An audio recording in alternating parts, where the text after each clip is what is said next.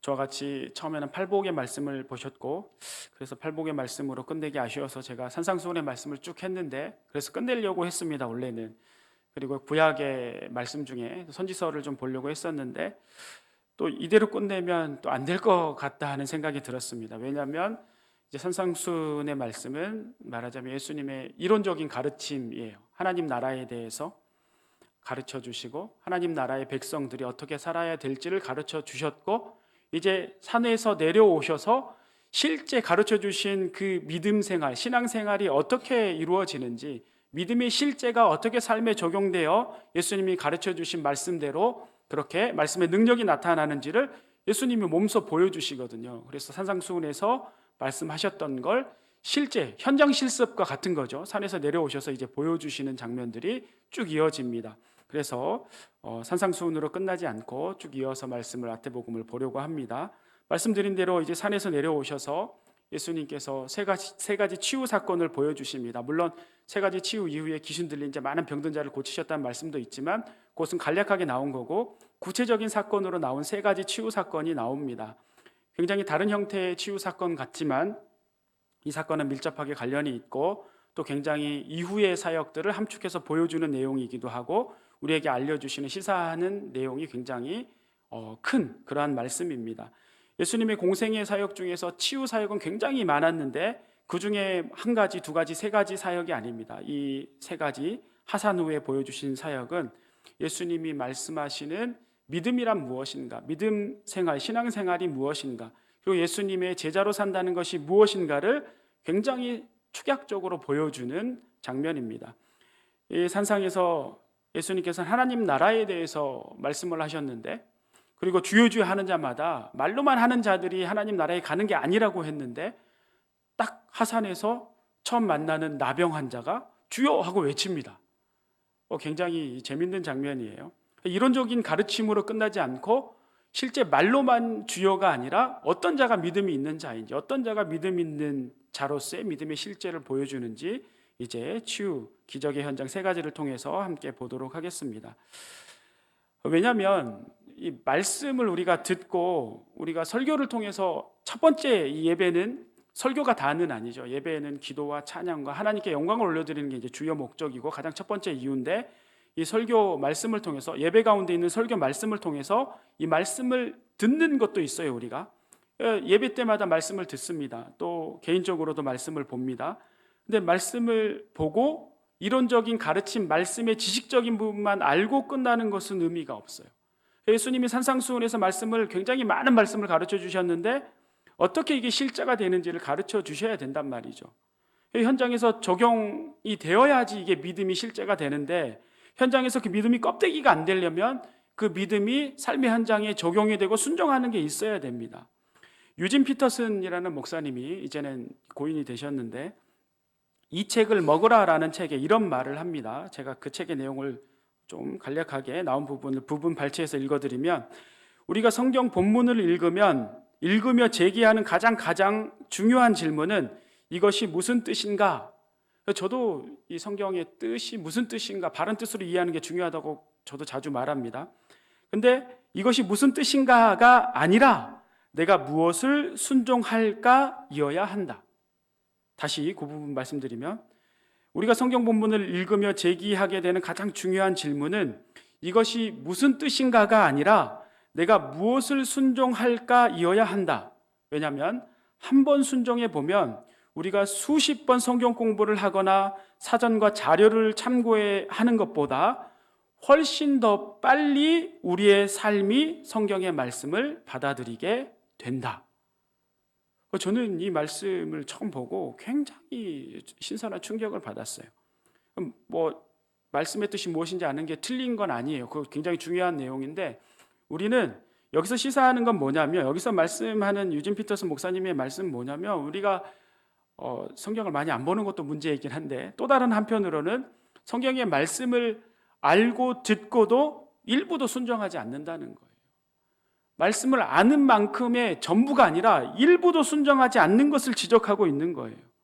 그러니까 오히려 한 번만 순종해 보면, 그 말씀대로 순종해 보면 내 이익과 안 맞고 타산과 안 맞고 계산과 안 맞아도, 세상 논리와 안 맞아도 그게 하나님 말씀이 맞다면 그 말씀에 순종해 보면, 그래서 그 말씀을 통해서 하나님의 능력과 은혜를 경험해 보면 훨씬 더 그 말씀뿐 아니라 나머지 모든 말씀들이 내 삶에 받아들여지게 된다는 걸 말씀하는 겁니다. 그러니까 순종이 얼마나 중요한지를 말씀하고 있죠. 그러니까 예수님도 마찬가지예요. 그래서 말씀을 산에서 가르치시기만 하는 게 아니라, 우리가 말씀을 듣고 지적 만족이 있을 수 있어요. 말씀의 깨달음을 통해 기쁨이 넘칠 수 있어요. 근데 그걸로 끝나버리면 믿음이, 진정한 믿음이 안 되는 거죠. 우리가 깨달았고 그 말씀을 통해 알게 되었다면 삶의 현장에서 이어져야 된다는 거죠. 그래서 예수님이 이제 하산에서 제자들과 함께 사역을 시작하십니다. 먼저 나병 환자 치유가 나오는데요, 예수님께서 산에서 내려오시니까 그 가르쳐 주신 말씀이 능력이 있고 권능이 있어서 막 사람들이, 허다한 무리가 따릅니다. 사람들이 많이 따라와요. 막 말씀도 듣기 위해서, 또 어떤 기적을 체험하기 위해서 따라옵니다. 그때 한 나병 환자가 예수님 앞에 딱 등장을 하죠. 그러면서 이런 말을 합니다. 주여, 원하시면 저를 깨끗하게 하실 수 있나이다. 굉장히 일반적이지 않은 상황이에요. 제가 레위기 설교할 때도 굉장히 구체적으로 설명을 드렸고, 종종 관련된 말씀이 나오면 설명을 드렸지만, 당시 유대인들에게 이런 나병 환자 같은 사람이 사람들 무리에 이렇게 가까이 온다는 것은 있을 수가 없는 거예요. 그러니까 환자들, 병든 자들 자체가 하나님께 죄를 지어서 저주받아서 병들었다는 생각을 했어요, 유대인들은. 특히 이 나병 환자라는 것은 고칠 수 없는 병이에요. 영적인 문제가 있고 하나님께 돌이킬 수 없는 죄를 지어서 병들었다고 생각을 했던 자들이란 말이죠. 격리를 했어요. 제사장이 확인을 해서 이 나병 환자라는 확증이 되면 완전히 격리를 했어요. 떨어져 있었어요. 복장도 나병 환자인 복장을 해야 했어요. 머리도 풀어 헤쳐야 했고, 그러니까 좀 이렇게 말씀드리기 죄송한데 미친 사람처럼 아예 보이게, 병자임, 나병 환자임 보이게 격리되어서, 혹시 일반적인 누군가 병들지 않은 사람이 오면 부정하다, 부정하다 이렇게 막 외쳐야 돼요. 그러니까 나는 부정한 사람이다, 그러니까 가까이 오지 말라, 이렇게 말을 해야 된다는 거죠. 그런데 이런 나병 환자가 예수님 앞에 딱 다가오는 거예요. 무리들이 이렇게 많은데. 여기서 한 가지 짚고 넘어가야 될 것이, 이제 나병 환자 그러면 보통 우리는 이제 한센병 환자를 우리가 생각을 합니다. 그리고 실제 나병 환자가 한센병 환자를 지칭하는 게 있긴 있습니다. 그런데 성경에서 나병 환자다라고 하는 용어는 다 나병 환자는 아니에요. 성경에서 나병 환자는 이제 레위기를 기준으로 보면 좀 다른 번역을 하면 악성 피부병 환자예요. 그러니까 한센병은 사람에게 생기잖아요. 레위기에서 보면 이 같은 단어를 쓴 이 나병이라고 번역된 단어를 보면 그 집에도 생기고요, 그리고 사람에게도 생겨요. 악성 피부병, 악성 곰팡이, 더 정확히는 악성 곰팡이. 이게 이제 나병의 원래 원문에 나온 뜻입니다. 이것은 어떤 걸 의미하냐면, 아까 말씀드린 대로 저주를 받고 죄를 짓고 돌이킬 수 없는, 치유할 수 없는 병을 상징해요. 그래서 성경 어디에도 이 나병 환자를 치료하거나 치유하는 방법은 나오지 않아요. 그저 어떤 게 나오냐면 이 나병임을 확증하는 방법에 대해서 나오고, 나병이 확증하는 그걸 할 수 있는 것은 제사장이 합니다. 그리고 나병이 나았다는 그 확증 또한 제사장을 통해서 여러 가지 절차를 거쳐서 나병이 나았다는 것이 확인되면 그 다음에 이제 다시 일상으로 복귀할 수 있는데, 그런 경우가 거의 없겠죠.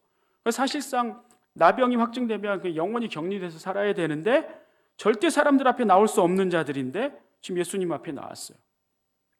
뭐 자세히 나오진 않아서 성경에 확실하게 어떤 연유로 이 사람이 이렇게 나올 수 있었는지, 누가 그 우리 중풍병자 이야기처럼 그 마가복음 2장에 나오는 그 지붕으로 매달아 내린 그 중풍병자 환자처럼 누가 도와준 건지, 이런 나오질 않았어요. 근데 그냥 추정해 볼 수 있죠. 제가 이 나병 환자라도 그럴 것 같아요.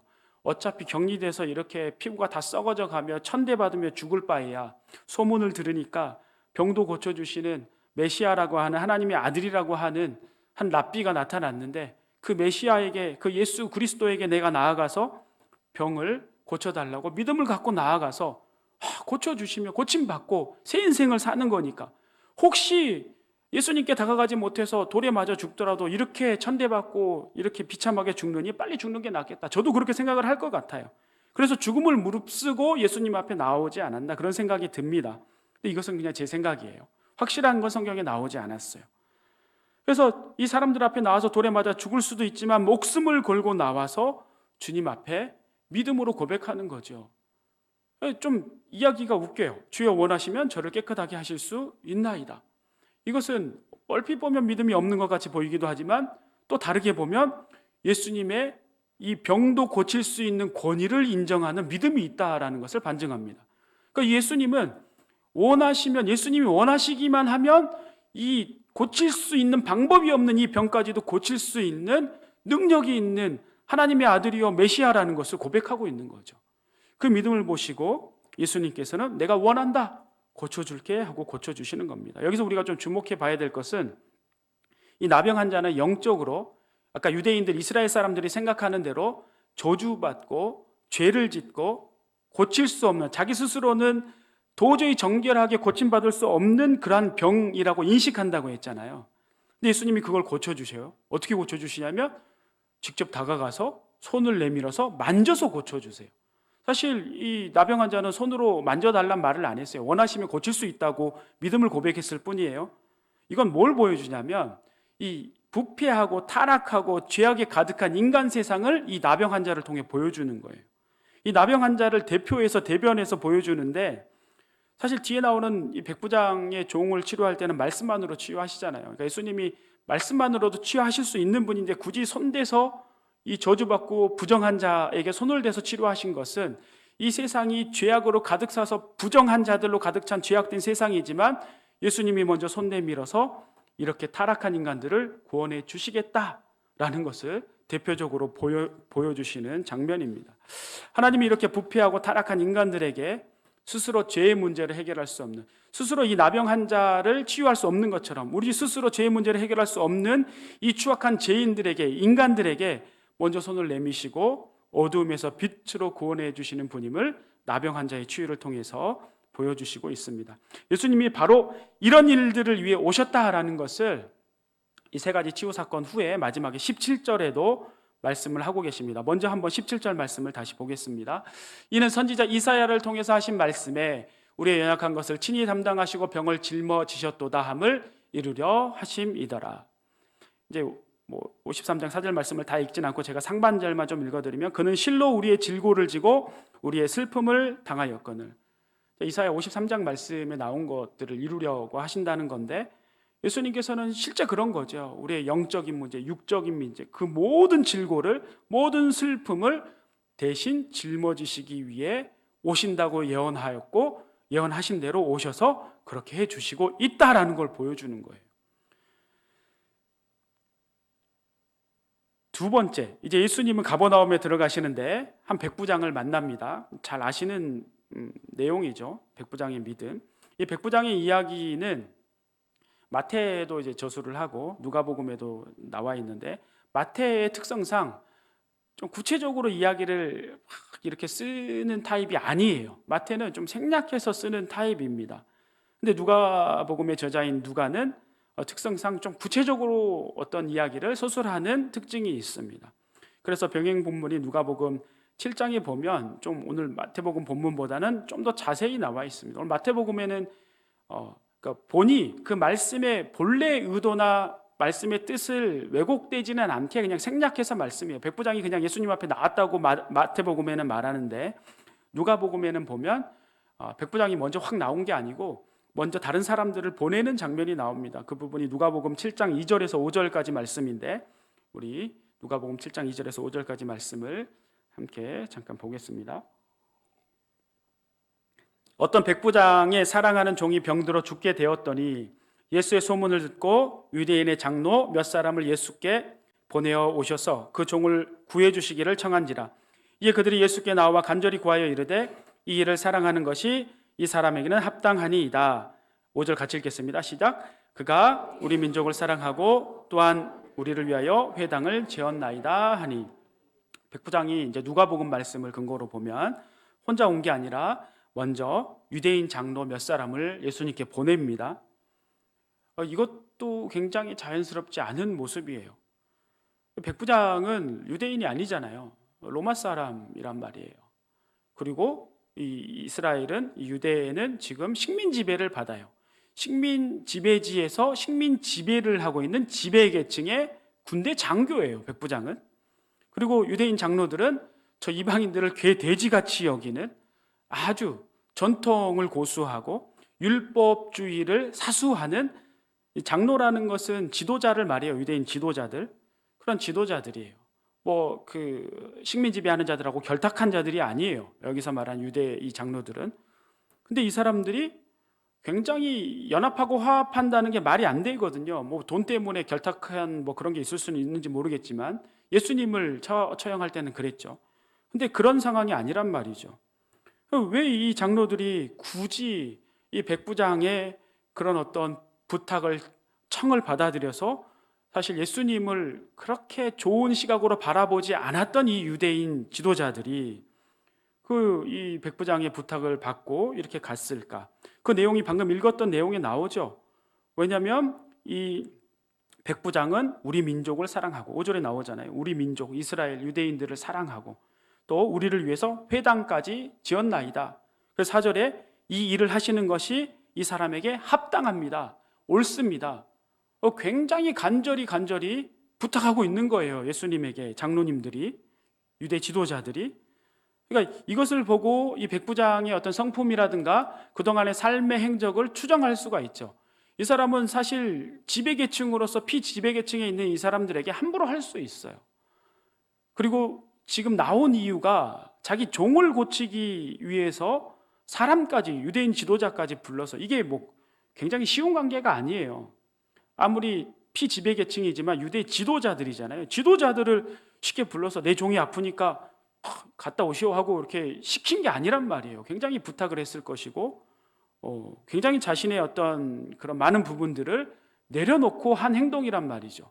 이것은 굉장히 로마 시대의 역사를 보면 생명을 굉장히 경시 여깁니다. 종들이나 노예를 그냥 사고팔고 막 경기에 집어넣어서 죽이기도 하고 성적으로도 막 유린하고 죽어도 그냥 짐승 취급할 뿐이에요.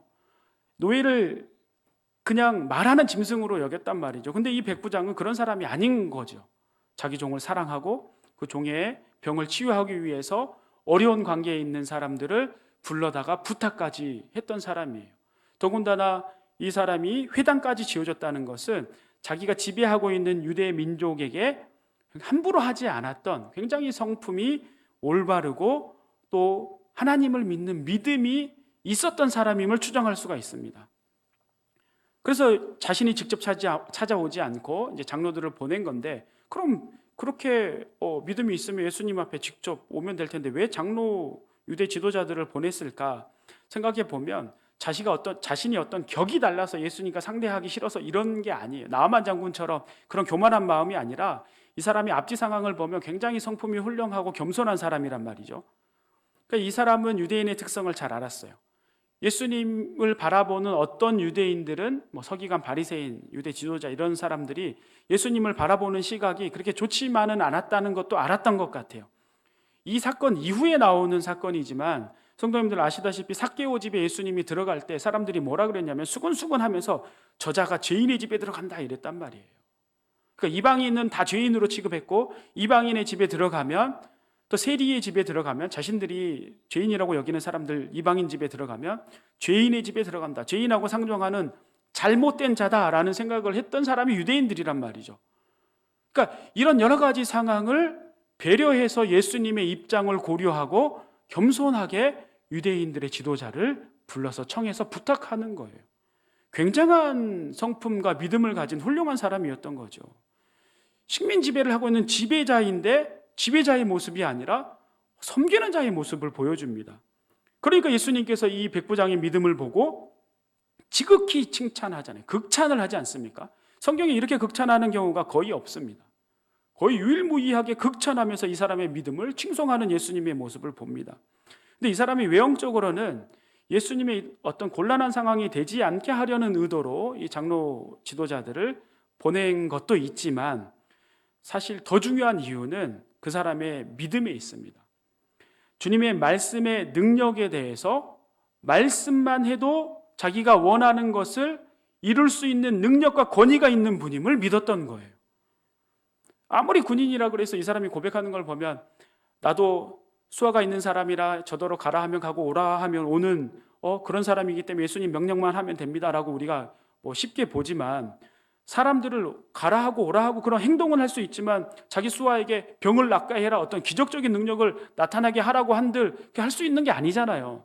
이것은 인간 세상에서 할 수 있는 능력이 아닌 거죠.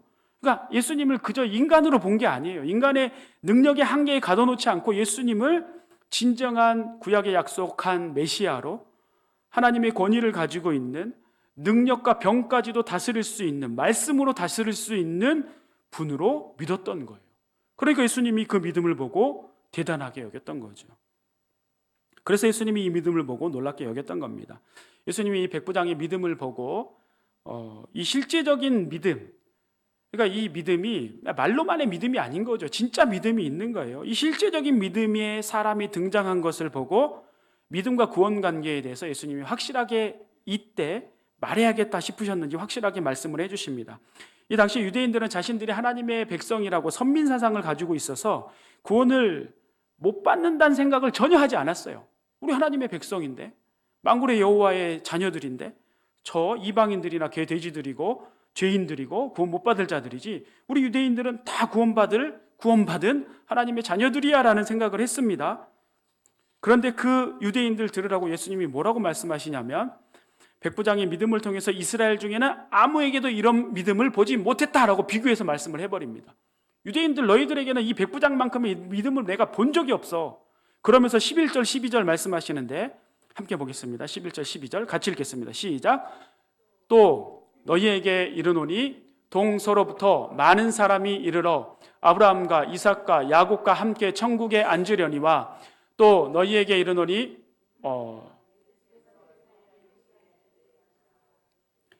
자 12절 제가 읽겠습니다. 그 나라의 본 자손들은 바깥 어두운 데 쫓겨나 거기서 울며 이를 갈게 되리라. 굉장히 유대인들이 들었을 때는 황당하고 무서운 말씀이죠. 나 구원 못 받을 리가 없다라고 당연하게 생각했던 자들이 동서로부터, 그러니까 이스라엘뿐 아니라 세계 각국의 많은 민족의 많은 사람들이 아브라함, 이삭, 야곱은 자신들의 조상이고 자신들의 믿음의 조상이고 자신들이 같이 천국에서 함께 앉아 있을 믿음의 조상인데, 그게 아니라 동서로 많은 사람들이 이 믿음의 조상인 아브라함, 이삭, 야곱과 함께 하나님 나라 천국에 앉아 있을 것이고, 오히려 본 나라 자손이니까 이스라엘 유대인들은 바깥 어두운 데 쫓겨나서 울며 이를 갈게 되리라. 뭘 말씀하시는 거냐면, 너희들 하나님의 백성이라고 그 선민 사상에 젖어서는 그걸로 구원받는 게 아니다. 구원은 너희들 이스라엘 유대인 민족에게 있는 게 아니라 백부장처럼 하나님을 믿는 자들에게 구원이 있는 것이다라는 것을 예수님이 말씀해 주시는 겁니다. 백부장은 이방인이잖아요. 백부장의 믿음으로써 보여주신 이 이야기의 핵심은 말씀만으로도 다스리는 능력이 있다는 것을, 그 예수님을 믿는 거예요.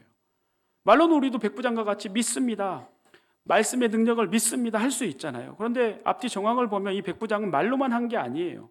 그냥 한번 시도해, 그냥 불쌍한 종 한번, 병 한번 낫게 해보려고 시도해 본 게 아니란 말이죠. 아까도 말씀드렸지만 이 유대 장로 지도자들 한 명도 아니고 여러 명을 불러서 그 예수님 앞에 청해서 가게 하고, 이런 것들이 쉽게 할 수 있는 게 아니에요. 자신의 많은 부분을 내어놓고 한 것이거든요. 이것은 정말 믿음이 있었던 거예요. 말로만이 아닌 진짜 믿음이 있었던 거죠. 여기서 또 한 가지 주목할 만한 것은 백부장이 자기 문제를 가지고 나온 게 아니라는 거예요. 남의 문제를 가지고 나왔어요. 그것도 죽어서 버려도 법적으로 문제가 없고 누구도 손가락질 하지 않을 시대에 자기 종 한 명, 그 종 한 명의 생명을 경시 여기지 않고 그 종을 위해서 몸부림치고 모든 방법을 동원해서 지금 애를 쓰고 있는 거예요. 그때 능력이 있는 하나님의 아들이신 예수님을 만났고 소문을 들었고 그를 믿고 믿음으로 고백하며 신음하고 있는 겁니다. 간혹 우리가 그런 간증들을 듣습니다. 내 문제가 있어서 문제만 가지고 기도하고 하나님께 막 부르짖었을 때는 하나님이 아무 응답을 안 해주셨는데, 내가 우리 교회 성도님들의 아픔과 문제를 듣고 그 성도님들을 돕고 주변 사람들을 돕고 그들을 위해서 기도하고 주님께 매달렸더니 내 문제는 언제 사라진지도 모르게 사라지는 은혜를 경험했습니다 라는 비슷한 간증들을 우리가 종종 듣습니다. 이게 백부장의 믿음인 거예요. 이게 산상수훈에서 하나님께서, 예수님께서 계속 말씀하셨던 복 있는 자들의 삶의 모습이고 믿음인 겁니다. 내 문제만으로 신음하는 신앙이 아니라 주님의 시선으로 주변을 바라보고 이웃을 사랑하고 같이 아파하며 같이 울어주며 그들을 위해 기도하는 믿음, 이것이 바로 백부장의 믿음이고 예수님께서 산상수훈을 통해서 계속 말씀하셨던 믿음 있는 자들, 복 있는 자들의 믿음인 것을 우리가 알 수가 있습니다. 우리 성도님들 모두가 이 백부장과 같은 믿음의 사람들이 되시기를 축복합니다. 그렇게 백부장이 하인을 고쳐주시고 이제 베드로 집으로 갑니다. 베드로 집으로 갔더니 베드로 장모가 열병으로 알아 누워 있습니다. 알아 누워 있는 것을 보시고 예수님께서 손을 만져서 열병을 고쳐주십니다. 베드로 장모의 열병을 치유하는 과정은 어떤 내용들이 또 자세히 나오지 않습니다. 베드로 집에 갔더니 베드로 장모가 열병으로 누워 있고 그 열병으로 누워 있는 장모를 예수님께서 손으로 만져서 치유하시는, 그리고 그 결과가 나옵니다.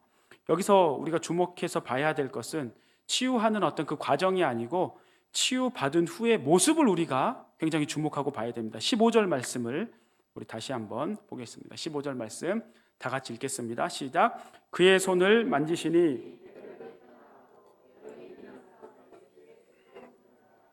여기 베드로 장모를 치유할 때 예수님께서 손을 얹으니까 열병이 떠나가고 여인이 일어나다라고 하잖아요. 여기서 일어난다라는 헬러 원문이 에게이로라는 단어인데 이것은 부활 때 쓰는 용어예요. 부활에. 그러니까 사실 죽은 거나 마찬가지인 열병에 걸려서 거의, 그러니까 실제 죽은 건 아니었지만 거의 죽은 거나 다름없는 사람이 예수님의 은혜로 말미암아 살아났다라는 거죠. 부활한 것과 다름없이. 이제 중요합니다. 그렇게 거의 죽다가 살아났는데 죽다 살아나서 예수님께 뭐 했다라고 하죠? 뭐 했다라고 나오죠? 수종 들더라. 여기 이제 수종 들더라라는 얘기가 시종 들더라, 어떤 수발을 들더라라고 단순하게 해석하면 그렇게 보일 수 있는 뜻이지만 이 성경에서 말하고 있는 뜻은 그런 게 아니에요. 성경에서 말씀하시고자 하는 뜻은 영어 성경의 많은 버전들이 이 수종 들었다 이렇게 번역하지 않았어요. 시종 들었다 이렇게 번역하지 않았어요. 영어 버전의 많은 성경들이 어떻게 번역했냐면 사역했더라 이렇게 번역이 되어 있어요. 사역했다라는 말은 어떤 뜻이냐면 죽을 병이 걸려서 이제 예수님의 은혜로 살아나서 예수님의 제자가 되어서 예수님을 따라 사역의 길을 갔다라는 뜻이 되는 거예요. 우리 다 마찬가지입니다. 우리가 예수님을 통해서 예수님의 십자가 보혈의 은혜로 우리가 믿고 나서 거듭났다면 그냥 믿는 자로 사는 게 아니고 예수님의 제자로 사는 거예요. 예수님의 제자로 예수님의 그 십자가의 길을 따라 사역을 하며 사는 거죠. 우리는 가끔 우리의 어떤 간절한 기도 제목이 있을 때 하나님께서 들어주시면 말할 수 없는 기쁨으로 감사와 영광을 올려드립니다. 감사와 영광을 올려드리고 끝내는 경우가 있어요. 그러면 안 되는 거예요. 진짜 믿음은 그 간절한 기도 제목이 이루어져서 기뻐하며 끝나는 것이 아니라 주님의 제자의 길로 서는 거예요. 제자의 길로 가는 거예요. 베드로 장모처럼 주님을 따라 내 십자가 지고 주님의 말씀을 따라 가는 겁니다. 그게 산상수훈에서 누누이 말씀하셨던 가르침이었고 그게 바로 진짜 믿는 자들의 모습이라는 것을 보여줍니다. 산에서 내려오신 직후에 보여주신 이 세 가지 사역을 통해서 굉장히 많은 것을 축약적으로 보여주시는데, 먼저 나병 환자 치유를 통해서는 해결할 수 없는 우리 인간들의 죄의 문제, 부패하고 또 죄와 사망의 그늘 아래 놓여있는 이 백성들의 상태를 보여주시면서 그들을 구원하시기 위해서 주님께서 오셨고 주님께서 먼저 손 내밀어 주셔서 우리를 구원해 주셨다라는 걸 보여주셨고, 백부장의 믿음을 통해서는 우리가 말로만 믿음이 아니라 주님의 권능과 주인 되심을 인정하고 주님께서 말씀만으로도 그 말씀의 능력이 있음을 믿고 우리를 그 말씀으로 다스려 주실 때 우리는 또한 그 말씀을 통해 순종하는 믿음이 있어야 된다는 것을 보여주셨고, 베드로 장모의 치유를 통해서는 나의 문제 해결만 받으려고 신앙생활을 하는 것이 아니라 예수님 만났다면, 예수님 만나서 내가 거듭나고 내 문제가 해결됐다면, 그렇게 거듭났다면 이제 주님과 함께 더 큰 영광된 하나님의 일들을, 사역들을, 교회 일들을 함께 하기를 원하시는 하나님의 마음을 알게 되는 것입니다. 처음에 말씀드렸던 유진 피터슨 목사님의 말씀이 저는 참 기억에 남습니다. 말씀을 많이 알면 뭐합니까? 특히 저 같은 목회자들이 더 그렇죠. 말씀 많이 알고 말씀을 잘 해석하면 뭐예요? 순종 하나 하지 못하면, 말씀대로 살지 못하면 무슨 소용이 있겠습니까? 순종하지 않는 믿음은 믿음이 아닌 거예요. 한 번이라도 순종해 보면, 그래서 하나님의 권능을 순종한 말씀을 통해 경험해 보면 다른 모든 말씀들이 더 쉽게 믿어지고 더 쉽게 나의 삶에 들어와 말씀을 통해 온전한 주의 다스림을 받게 되는 것입니다. 주님이 은혜를 주셔서 간절한 기도의 응답이 이루어졌는데, 또 하나님을 또 믿게 되어서 거듭나서 정말 새 인생이 됐는데, 그렇게 모든 문제들이 해결되고 새 인생이 되고 그러한 은혜를 경험했는데 감사 헌금하고 또 말로는 참 기뻐하며 그렇게 영광을 올려드리고 그냥 끝낸다? 이건 믿음이 아닌 거예요. 교회 일, 이렇게 말씀드려 죄송합니다. 참 어느 교회나 다 그래요. 교회에 보면 일하시는 분들만 해요. 하시는 분들만 3가지, 4가지 일 계속해요. 그분들만 은혜 받은 분들인가요? 아니잖아요. 교회에서 여러 가지 일을 감당하다가 그 3가지, 4가지, 5가지 일을 하다가 막 번아웃 되기, 쓰러지기 직전이에요. 그걸 보면서도, 그걸 알면서도 같은 신앙 공동체 안에 있으면서 나는 바빠서, 나는 믿음이 없어서, 나는 믿음이 부족해서, 나는 집이 멀어서, 나는 상관없어요. 나 주일날 나가면 되지, 헌금했으면 됐지, 나만 편하게 신앙생활하고 나만 문제 없으면 됩니다 라는 그러한 신앙생활하는 것은 죄송하지만 주님이 말씀하신 믿음이 아니에요. 주님이 바라시는 믿음이 아닌 겁니다. 백부장처럼 남을 위해서 몸부림치며 애를 쓰는 그런 정도의 믿음까지는 우리가 못 되더라도 나를 구원해 주시고 새 생명 주신 주님 앞에 서서 말씀에 따라서 사역의 현장에 내가 아주 작은 일이라도 동참하는 그러한 믿음으로 이어지는 성도님들 되시기를 축원합니다. 그래야 그 믿음이 실제가 되는 겁니다. 그래야 산상수훈을 통해서 말씀해 주신 말씀들이 나의 삶의 현장에서 살아서 역사하시게 되는 겁니다.